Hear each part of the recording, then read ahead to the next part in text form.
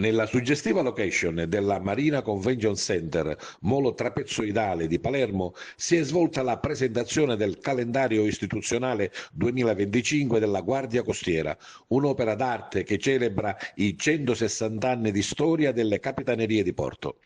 Il calendario, realizzato dall'artista Leonardo Petrucci attraverso 12 tavole caratterizzate da diversi stili pittorici, sfrutta l'intelligenza artificiale per creare un linguaggio visivo innovativo, capace di raccontare l'evoluzione e le missioni delle Capitanerie di Porto, Guardia Costiera, in modo coinvolgente e contemporaneo.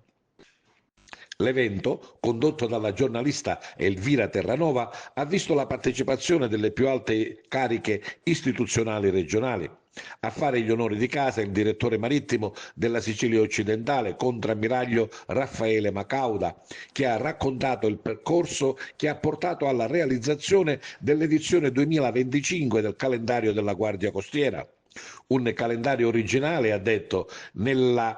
tecnica e nel linguaggio, affidato a un emergente artista che ha saputo riassumere in 12 opere l'evoluzione delle capitanerie di porto nei suoi 160 anni di storia, un traguardo che verrà celebrato proprio nel 2025.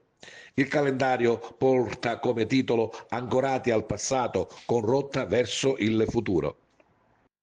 Come da consolidata tradizione, la realizzazione del calendario si è avvalsa della collaborazione dell'Istituto Poligrafico Zecca dello Stato e i proventi derivati dalle vendite del calendario saranno destinati a progetti di beneficenza a favore dei bambini, grazie alla collaborazione tra Guardia Costiera e Unicef Italia, di cui la Guardia Costiera Italiana è Goodwill Ambassador.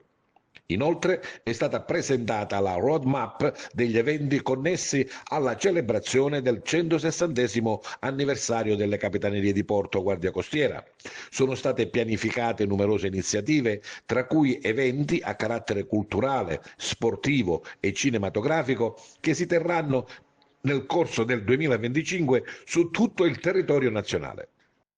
durante i quali si ripercorrerà la storia del Corpo, quale istituzione erede di quel patrimonio competenze che da oltre un secolo e mezzo affianca la storia del Paese, esaltando i valori che animano quotidianamente l'operato delle donne e degli uomini della Guardia Costiera.